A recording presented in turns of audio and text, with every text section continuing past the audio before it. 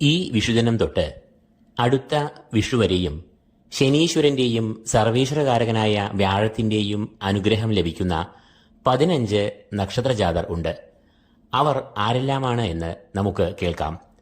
ഇടവക്കൂറിൽ വരുന്ന കാർത്തിക മുക്കാൽ, രോഹിണി, മകയിരം ആദ്യ പകുതി, തുലാക്കൂറിൽ വരുന്ന ചിത്തിര രണ്ടാം പകുതി, ചോതി, വിശാഖം മുക്കാൽ എന്നീ 6 നക്ഷത്രജാതർക്ക് ശനീശ്വരന്റെയും സർവീശ്വരകാരകനായ വ്യാഴത്തിന്റെയും കടാക്ഷത്താൽ സൗഭാഗ്യങ്ങളും നേട്ടങ്ങളും ഈ വിഷുവർഷം ലഭിക്കുന്നു.